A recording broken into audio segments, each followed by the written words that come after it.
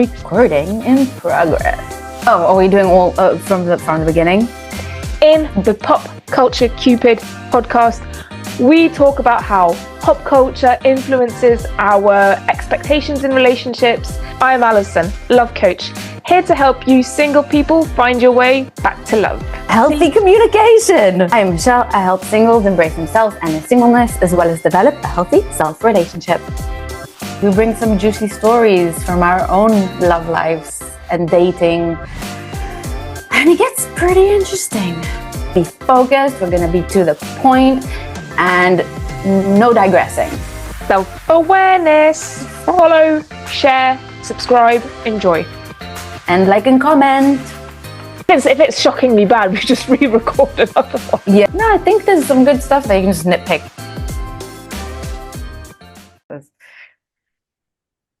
Recording in progress. I'm trying to think of more original ways to say it, but I just want to repeat it.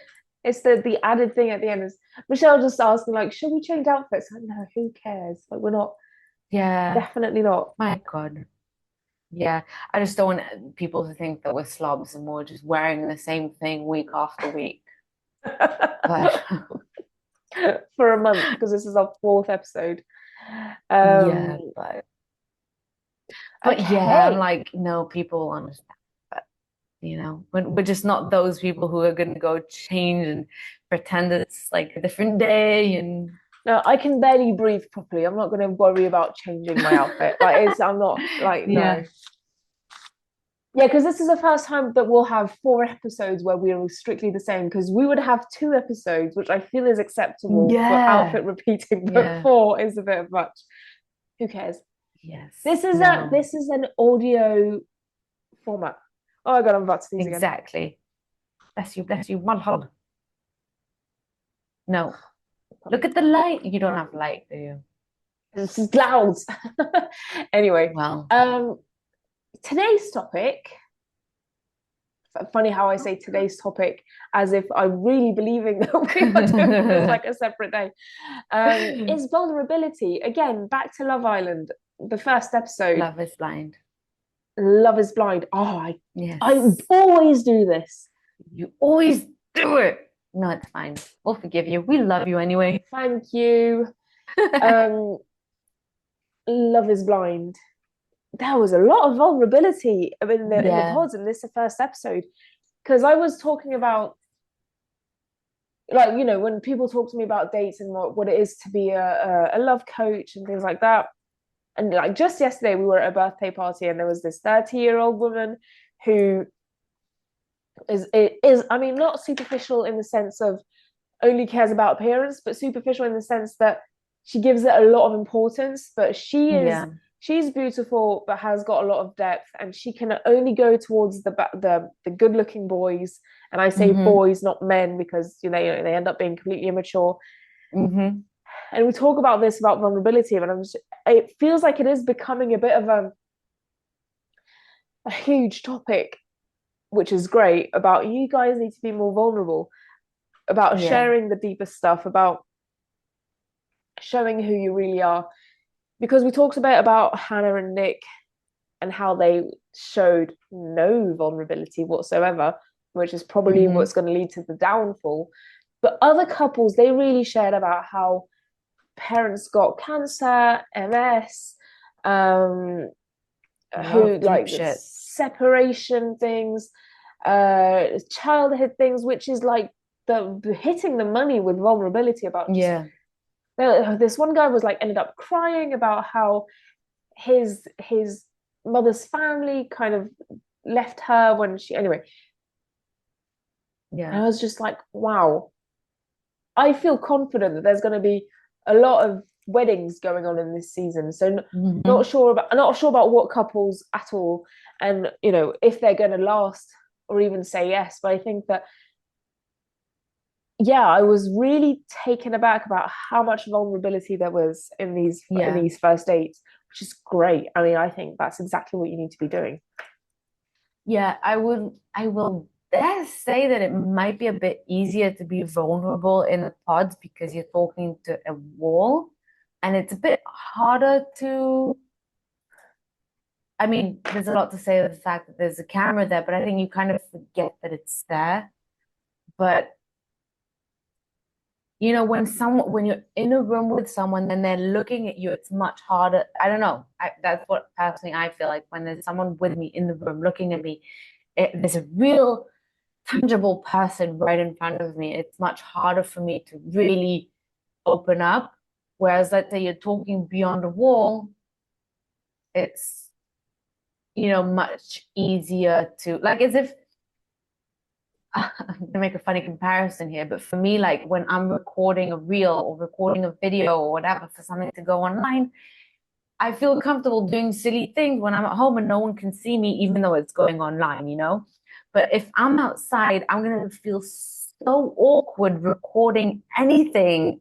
Yeah. For the chance of someone seeing me because of the like, you know, people outside, whatever.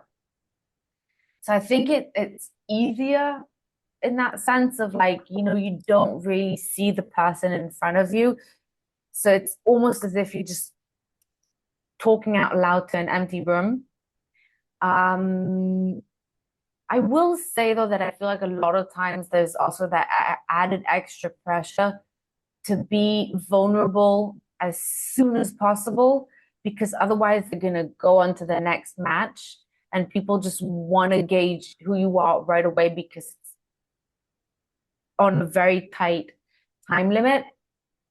And for a lot of people, it isn't easy to be that vulnerable, or maybe you're being vulnerable too soon.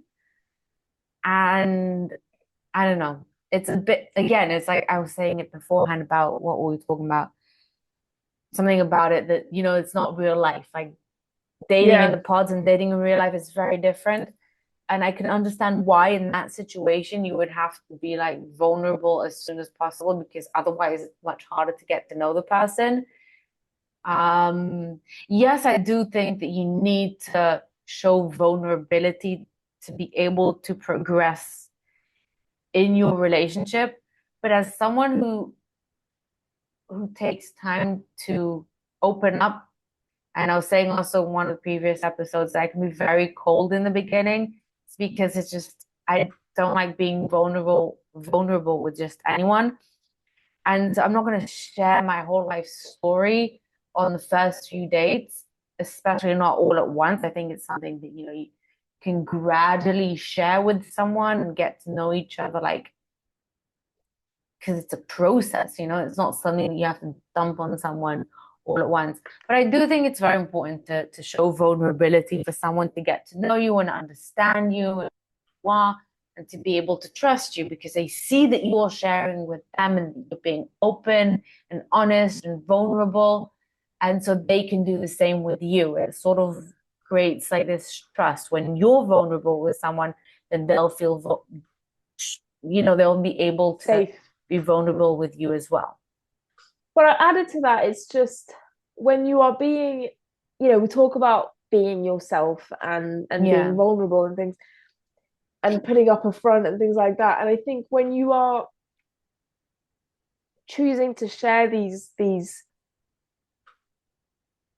touching, intimate stories about yourself, then there is no chance that you'll be clumsy in doing that. Yeah. You know, we were talking about how Nick and Hannah were a bit clumsy with each other, and which is probably going to lead to the fact that it's not going to work out. But all of these other people who kind of like are going into the vulnerable, like nobody, if you are going to be criticizing someone because they cried about how their mother died or has a mess or whatever, like you are a bitch. Like you won't, you know, if you're going to talk about something that's deep to your heart and just like so profoundly honest, then you will not, you know, sure, you won't be making the best first impression, but you're not going to be clumsy in doing that. And so you're not going to be creating this image that can be misinterpreted. And I think that's the key. And that's, you know, that's why vulnerability early on, whether it's dating or friendship or work, you know, even for work, you know, don't go crying at your boss on your first day. But if there's something going on with you, I think you've got a better chance of being understood, like saying, listen, something's going on at home, I'm just slightly unwell. You'll be given more grace than if you just end up not doing anything and then looking like you know, you're doing less. yeah, it's easier to understand where you're coming from and who you are, and and if someone wants to help you and be there for you, it's much easier for them to be able to do so. I will say it's like very exhausting to be vulnerable, especially if you have to be vulnerable with several people while you're dating in those pods. Um, but yeah, it's just part of the process and it's part of getting to know someone. And it ties back with trusting your gut instinct and knowing who the person you're talking to is, and if you and whether or not you can trust them with your vulnerability, Yeah. and whether or not you shouldn't waste it on them, and when you can be vulnerable, when you shouldn't. So Yeah, I would say that being vulnerable is what you said about waste. I don't think it's ever a waste. yeah, Um, because you learn from every experience, but yeah, exactly. And I think I know what you mean in the sense that, yeah, if you're vulnerable with somebody who kind of isn't going to receive it well, it's going to be a bit hurtful. But I still don't think that's a yeah, waste. I think, it's just showing who you are and who yeah, they are. Um, but yeah, there's a lot, but I would say be vulnerable. You were saying about kind of protecting yourself and being a bit standoffish. I would say the difference between you and I there is because you're a single life coach and you're like, you need to be protecting yourself and you need to be just like, deal with who you are first and then start dating. mm-hmm. Whereas I'm a dating coach, and so you and I, we speak to different people. You would speak to women who, and men, but probably mostly women who are struggling with being single. So you're going to teach them. So you need to like own yourself. Whereas I'm going to be talking to mostly men actually, but some women as well who struggle to find a relationship. And so I'm going to be telling them like slightly different of just like, okay, what are you like on a date? And if this is somebody who wants to be in a relationship and is dating but isn't working out, I would say you need to be more vulnerable. Yeah, But only because they've already done the work. Like they would get to me once they've done the work with you. Like do you see what I mean? They yeah, will, yeah, I would say, okay, now you've been single for a while, but you know what you want. You're clear in what you want. Now you need to kind of show who you are and not this kind of cold facade. But again, because we're talking to different people, and you said it yourself, like with dating and Love is Blind, they all want to be in a relationship, so they need to get to it faster. They need to show who they are faster. Like they need, okay, we need to move on. And what I like about the season is like, except for Hannah, there's going to be a huge episode about Hannah, yeah, who's 26. Like they're all in their 30s. I feel like